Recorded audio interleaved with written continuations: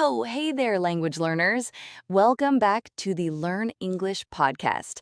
I'm your host, Julia, and I am so excited about today's episode. We have a topic that's incredibly useful, especially if you love to travel or plan to travel someday soon to an English-speaking country.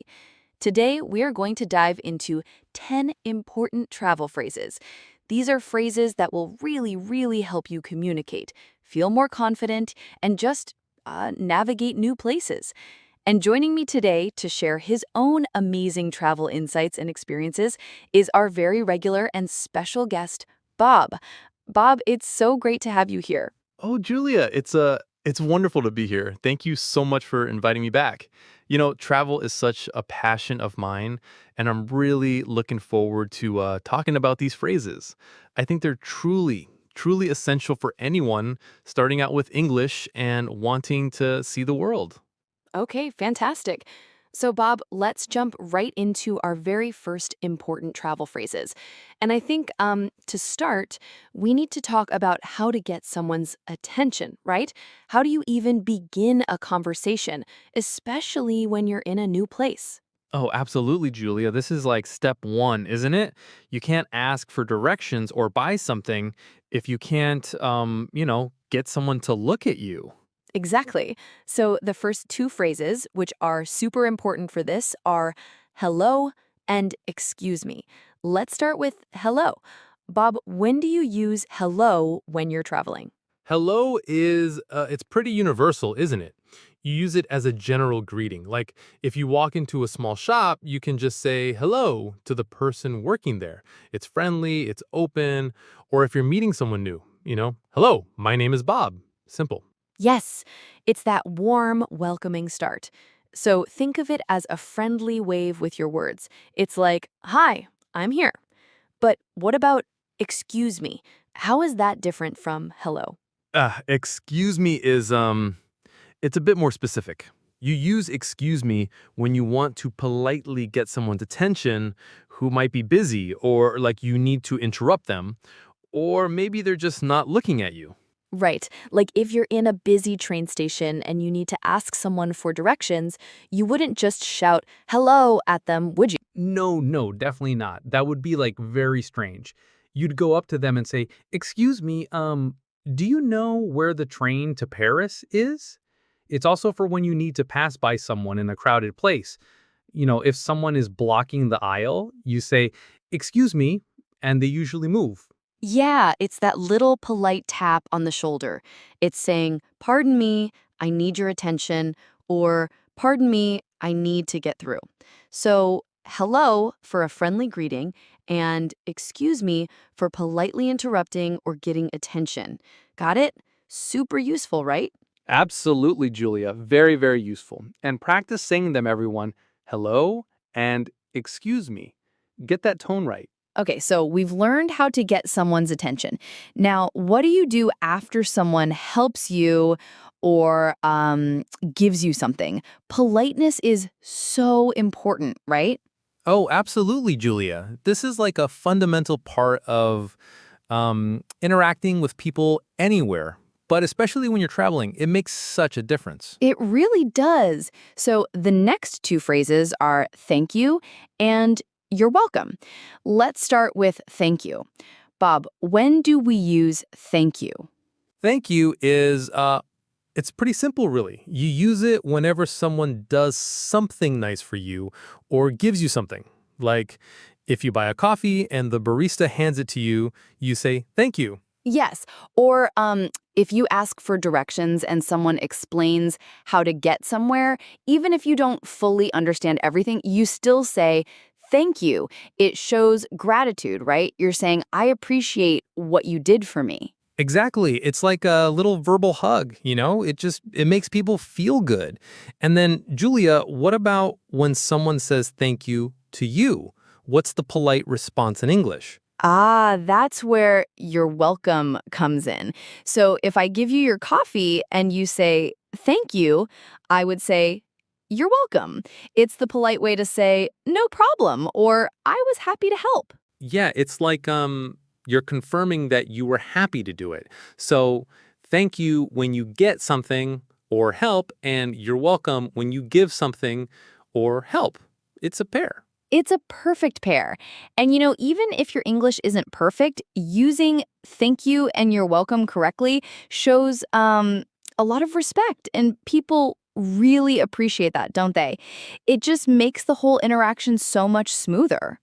It totally does. It's like the universal sign of being a nice person, even if you can't say much else. So remember, everyone, thank you and you're welcome. Practice them. That's so true, Bob. Thank you and you're welcome are just foundational, aren't they? They really open doors.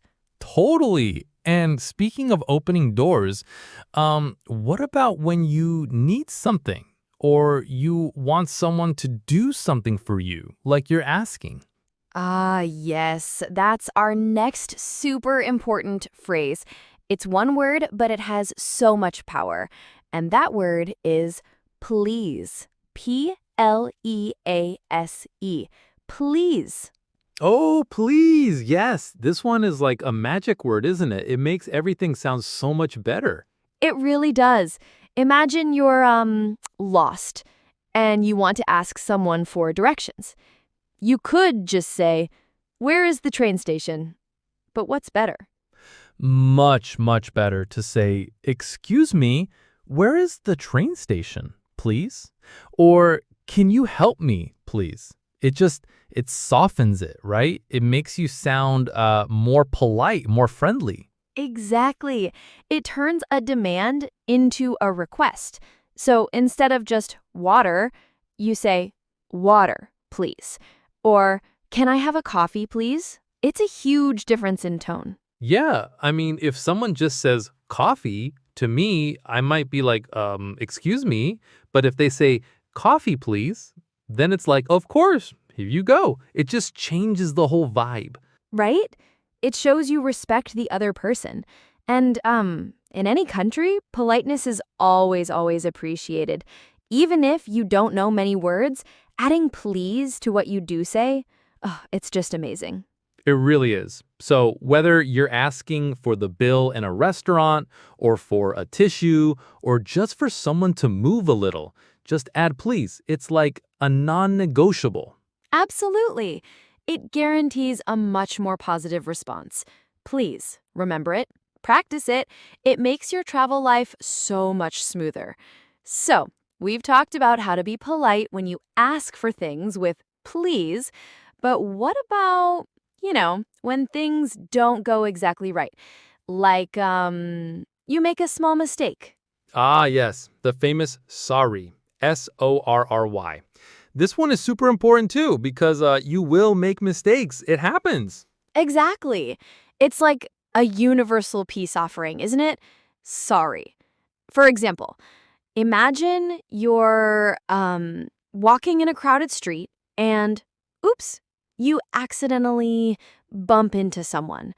What do you say? Oh, immediately. Oh, sorry, or so sorry. It's like instant, right? Even if it's not a big bump, it shows you care. You're not rude. Right. It shows respect. Or another one, you're trying to understand directions and maybe you didn't hear correctly or you just didn't get it. You can say, "Sorry, can you please repeat that?" Yes, that's a great example. Or if someone says something to you and you just don't understand at all, you can just give them a little apologetic look and say, "Sorry, I don't understand." It's still polite, even if you can't say more. It is. It bridges the gap. It says, "My apologies for the confusion," without needing a lot of words. It's humble. It's polite. And people appreciate that, don't they? If you're traveling and you're maybe a little lost or you're fumbling with your money at a shop and you're holding up the line, a quick sorry can really make people more patient with you. Absolutely. It just shows you're aware of others. It really does make a difference in how people react to you. So remember sorry for those little bumps, little misunderstandings. It's a very powerful, very kind word. Definitely. It's like a must-have in your travel phrase toolkit. Okay, so we've talked about sorry for small mistakes, which is great. But Bob, what if you really can't speak the local language at all? Like you're in a country where English isn't common. How do you even start a conversation? Oh, this is a big one, Julia. Super important. You can't just like assume everyone speaks English. So, my go to phrase always is, "Do you speak English?" Oh, yes. Do you speak English? That's a classic. Why is this one so crucial, do you think? Because it's polite, first of all. You're not just like yelling something in English at someone, you're asking them if they can communicate with you in English. It's respectful, you know? Right, it sets the stage. Instead of just launching into your question about directions, you're checking if they can even understand you. It avoids a lot of awkwardness, I think. Totally. Like if you're at a train station and you need to buy a ticket, but you don't know the local words for destinations, you can just walk up and say very politely, "Excuse me, do you speak English?" See? We used "excuse me" too. Yes, a perfect combo. And what happens if they say no or they shake their head? Well, then you know, okay, this person can't help me with English. So you can try like pointing, or maybe you have a translation app, or you try another person, but at least you're not um confusing them or yourself more. That's really smart. It's about being practical too. It's a way to quickly find someone who can help you or to know if you need to try a different approach. Exactly. And even if they speak just a little English, they might say a little or yes, a little. And then you know, okay, I can try to speak slowly, use simple words. It's like a bridge, you know? It helps you connect. It absolutely is a bridge. It opens up the possibility for communication or it helps you realize you need to try another path. Do you speak English is essential for sure, especially in non-English speaking countries. Make sure you practice saying it clearly. It makes such a difference. Okay, so knowing if someone speaks English is super helpful, right? But once you've established that, what about when you want to buy something? Like you see a really cool souvenir, or you just need some water. How do you ask about the price, Bob? Oh, this is probably one of the most common things you'll do when traveling. You absolutely need this one. It's, how much is this? How much is this? Yes. How much is this? Super practical. Why is this so important in like everyday travel? Well, you're not always going to see a price tag, are you? Especially in like a local market or if you're haggling a little bit. You just point to something and say, "How much is this?" And often they'll just show you the numbers on a calculator or hold up fingers. Ah, that's smart. So if I'm in a little shop and I see, I don't know, a really pretty scarf, I can just walk up, point to it, and say, "Excuse me, how much is this?" Exactly. And then they'll like tell you the price, right? Even if you don't understand the exact words for the number, they'll usually make it clear. Like they might show you a piece of paper or, as I said, a calculator, or maybe just hold up fingers for a small amount. That makes so much sense. So you might not understand $10, but if they hold up 10 and then say 10, you can connect the two. Yeah. And even if they say it fast and you're like, "What was that number?" You can just gesture like, "Can you show me?" Or even slowly, please. But just getting the number, seeing it helps. How much is this is like your key to buying things. It really is because um, without it, you're just kind of guessing, aren't you? And no one wants to accidentally pay too much or, not enough. How much is this? It's simple, it's direct, and it opens up a whole world of shopping, even if you just point and say the phrase. Okay, so we've learned how to buy things, which is super important. But what about when you're out and about, you're exploring, and you suddenly realize you need to find something, like, the restroom or maybe the train station? How do you ask for directions, Bob? This is another absolutely essential phrase. It's where is the? Where is the? And then you just add what you're looking for. Where is the? So, like, if I need the restroom, I would say, where is the restroom? Or, where is the train station?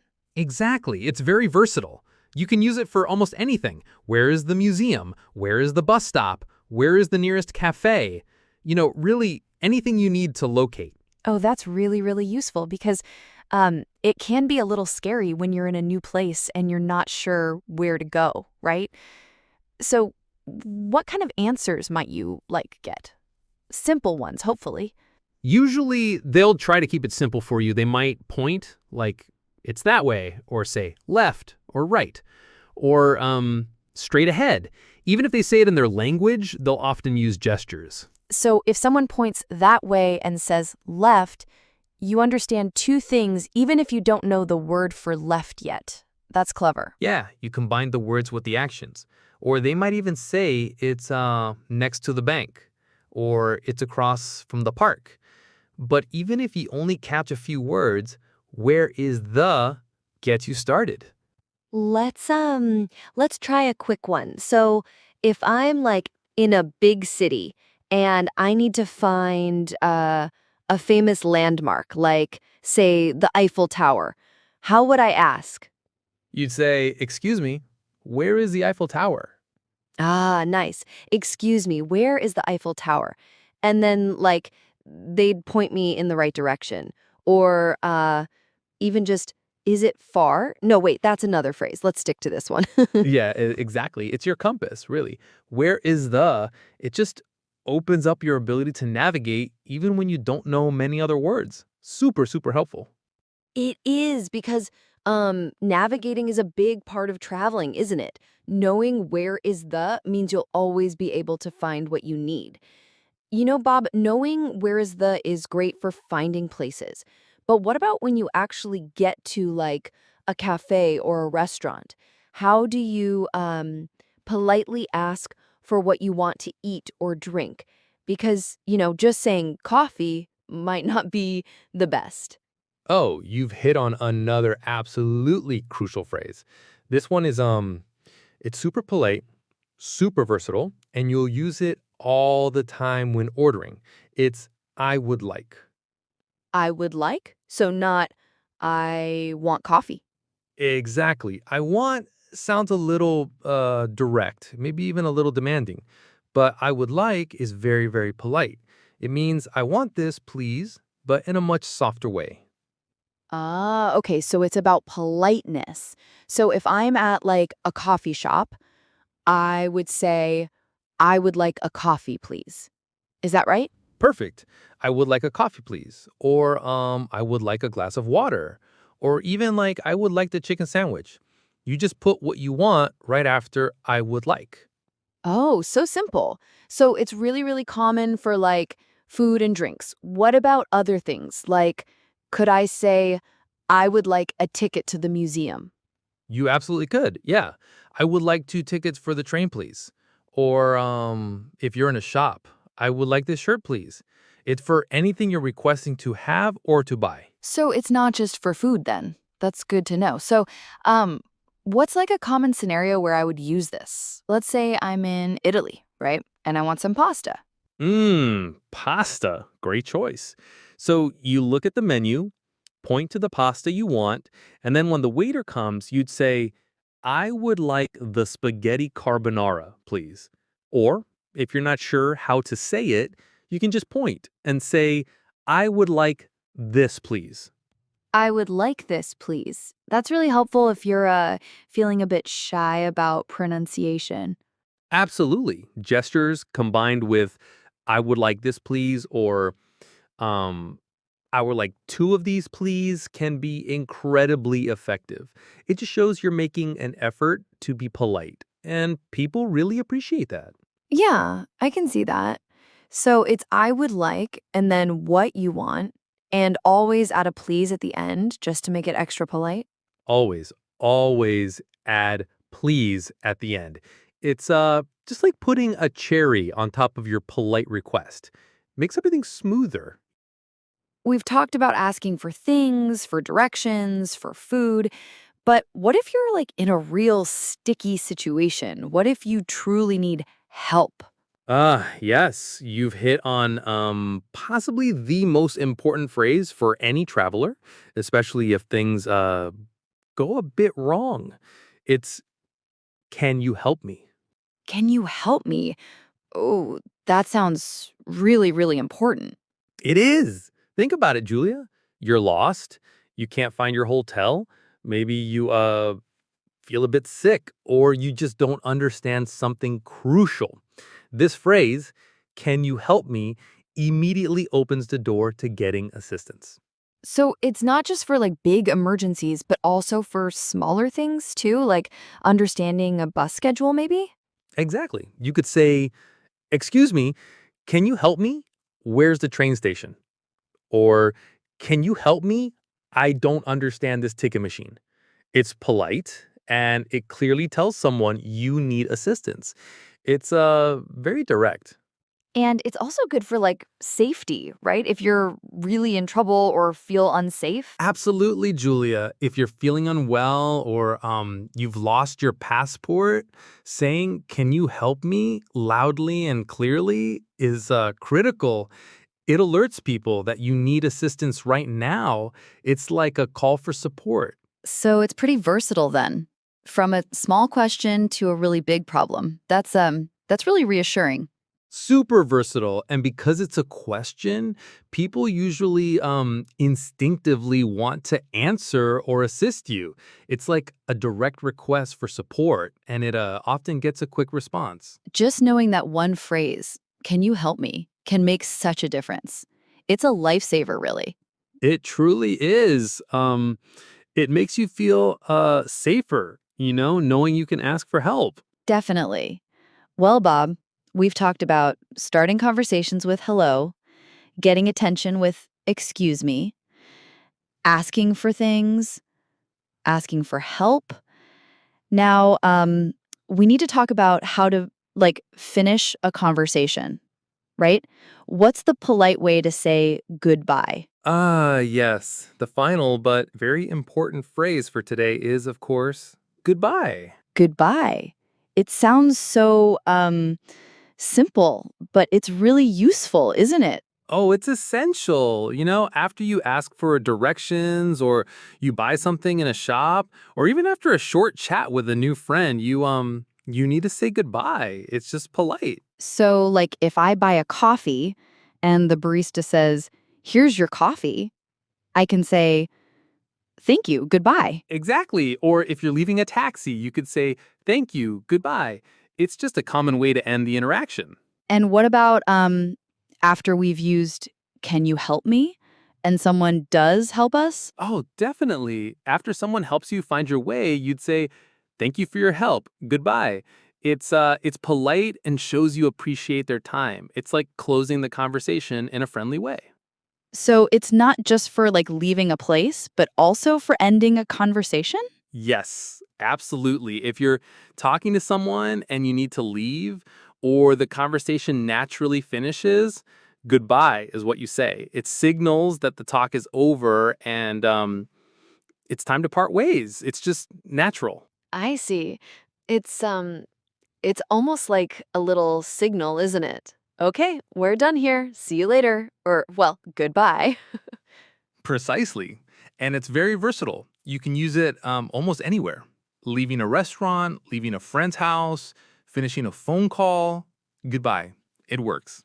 Wow, Bob, this has been so helpful. I feel like we've covered so many essential phrases today. We really have. It's amazing how much you can say with just a few simple words, isn't it? It really is.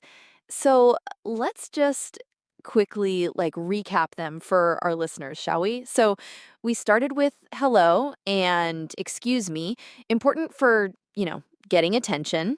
Yes, exactly. And then we moved on to thank you and you're welcome, which are super important for politeness. And then we had please for making polite requests, right? And sorry for those little bumps and oops moments. Yes. And then for bridging the language gap, do you speak English? Followed by how much is this for shopping? Right. And for finding your way, where is the? And then I would like for ordering food. So useful. And of course, can you help me for when you really, really need assistance, a true lifesaver. And finally, goodbye to end everything politely. What a list. It's really cool how just knowing these phrases can totally change your travel experience, isn't it? Absolutely. Even if you don't know many words in a language, just these few phrases can make a huge difference. People really appreciate when you try, you know? Totally. So, for all our listeners, remember to practice these. Say them out loud. Practice with a friend. The more you use them, the more natural they'll feel. And Bob, thank you so much for joining me today on the Learn English podcast. This was really insightful. Oh, it was my pleasure, Julia. I had a great time chatting about all these phrases. Always fun to share, my travel mishaps and successes. Exactly. And to all of you listening, thank you so much for tuning in. We really hope you found this episode helpful. We'd absolutely love to hear from you too. What are your favorite travel phrases? Or maybe a phrase that really saved you on a trip? Or even a funny story about trying to use a new phrase? Yeah, please leave a comment below on our YouTube channel. We read them all. Yes, we do. And if you found this episode helpful, please remember to hit that subscribe button. That way you won't miss our next episode of the Learn English podcast, where we'll be tackling another important topic. Definitely subscribe. You don't want to miss it.